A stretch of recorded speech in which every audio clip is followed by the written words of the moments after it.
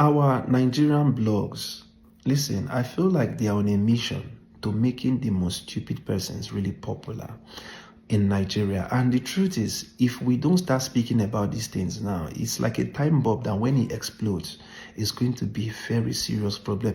Instablog, Gossip Mill, Yaba Left, Tunde Not. You see all this? It's almost like they're in a WhatsApp group saying, listen, this first quarter of the year, we need to find one stupid person.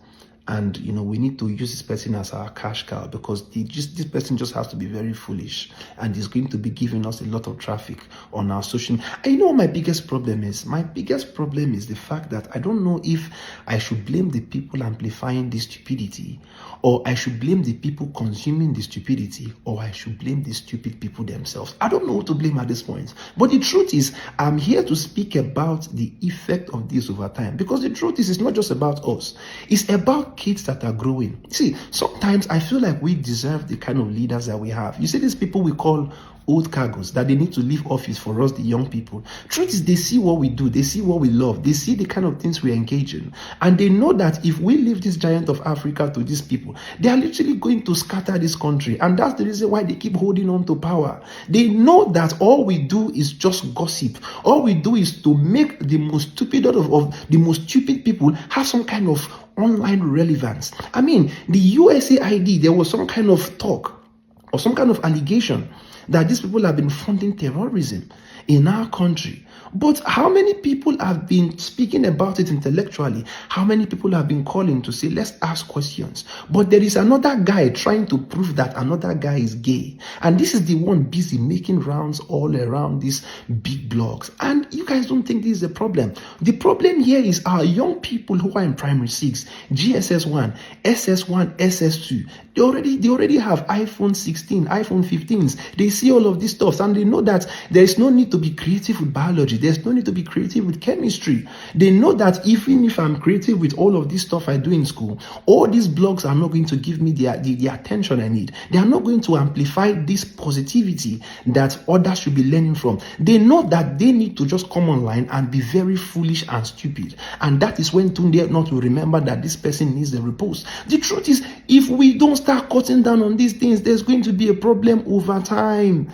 We are talking about another guy going to, and you are trying to prove that this person is gay, and that's the one they are calling for TV interview. You see how crazy we've gone in a society?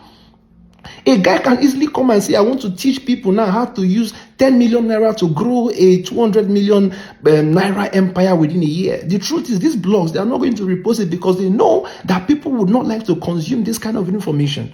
But if somebody like Seda Bosch decides to say that you need $300,000 to sleep with me, or somebody goes to one podcast and says that most women don't know where the male G-spot is, those are the ones that will be hustling, trying to repost immediately. Why? Because they know this society of dumb people, this is what they love bouncing on. And it's something that if nobody is speaking about, is a time bomb. And when it explodes, we would have ourselves to blame.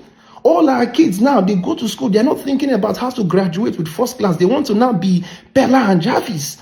Why? Because they believe that this is the quickest way for money. And you see these two young people as young, they should probably be at uni or something, but because no, they found some kind of way on social media, creating some kind of on-call fame. They've forgotten about the fact that they need to empower people like them. They are now going around using camera to kiss and do whatever it is. And this is what young people are learning. And when you speak, they say it's because you are broke. You are very stupid, actually, in my opinion. These are the things we are amplifying. These are the things that we are not speaking about. Something needs to change. Baltasar in Equatorial Guinea, he was going around sleeping with so many women. That story, I don't know how popular it was in his country, but the moment he came into Nigeria, Nigeria made it global. It's to tell you how Nigerians bounce on stupidity so easy. But when it comes to things that have some kind of moral or some kind of sense. Now, I was told that somebody left the podcast. The truth is, I'm very happy that Nidu left there. Because as a matter of fact, I'm not going to hide behind some curtain. I feel like he's part of the problem we have in this our Nigerian social media hemisphere.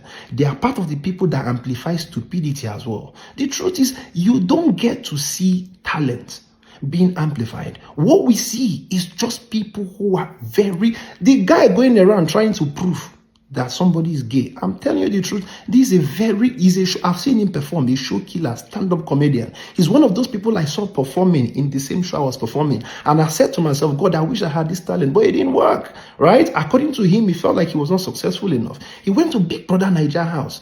As a matter of fact, when you go there and you come back, fact is, if you're not a beautiful woman with very big ass and big breasts, there's a probability that that show is not going to do you any good. Or if you are not a very tall, handsome guy, you're probably not going to make it into the movies.